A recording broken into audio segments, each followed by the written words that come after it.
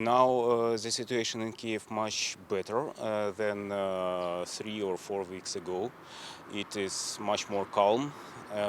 Almost no block post, almost no shooting in the night. Not so much bombing as before. And people coming back to Kiev and people doing more as usual. So I believe many people who came back from west part of Ukraine not really understand what it was here some weeks ago. And what was going on here? It was a bit scary situation because a lot of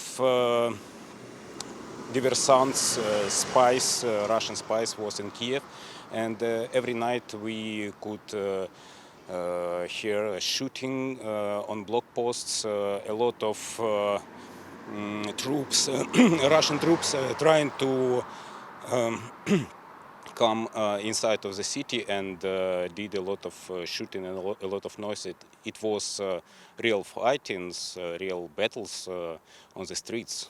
I can imagine that you were trying to hide in some places like shelters. Yes, we stayed in our building, and under in the basement of our building is a shelter, so we stayed there, and we tried to protect people in our building with arms, hand arms, private hand arms.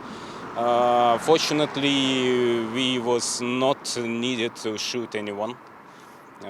So it was a bit scary because we expected Russian troops in Kiev and we were scared, really.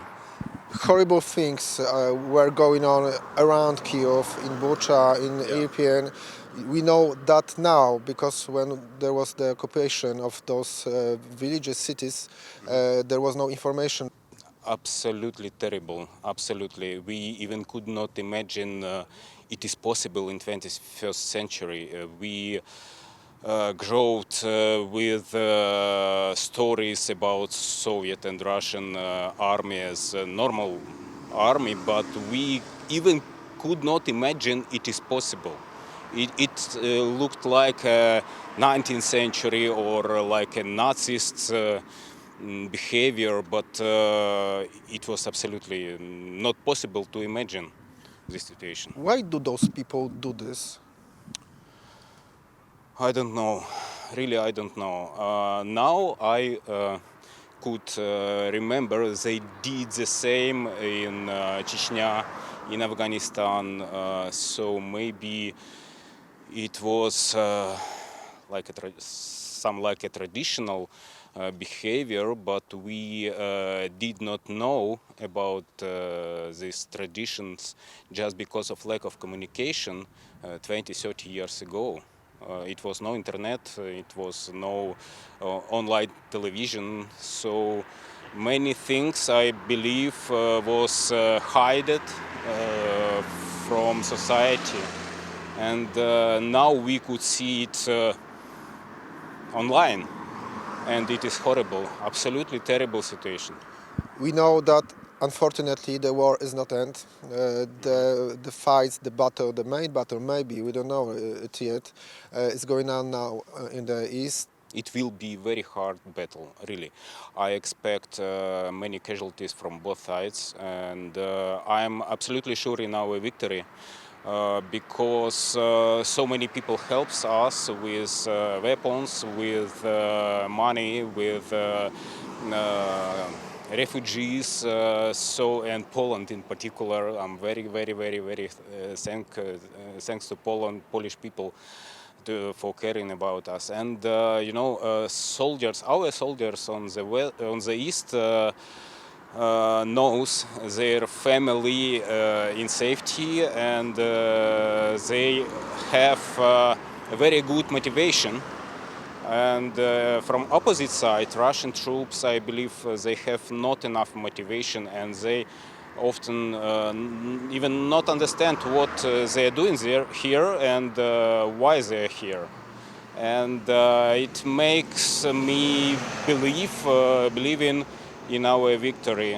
And as I understand, Ukrainian and Russian troops now we have 50-50 with arms, with tanks, with artillery. Of course, they have much more airplanes and possibilities for airstrikes, but it will not help them. Do you think Kyiv is safe? Yes, I think so. Now it is safe. It is safe. But in future? In future, yes, it would be safe. Maybe we will get some airstrikes from rockets, but landing operation, I believe, not possible.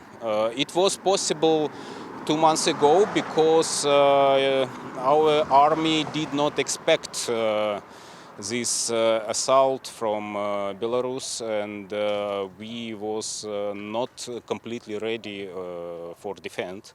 And now it is absolutely not possible because Kiev is like a castle. It cannot be sieged again. I can see that in Kyiv life is getting normal, let's say, in some kind of way. I can see people on the streets, restaurants start to work again, people are trying to live normally. Yes, it's true. It's true. Of course, it is not the same as before. Maybe even not 50% as before. But you are right. Kiev people trying to live as usual and trying to remember how to live as usual. And it is a very good sign, really very good sign.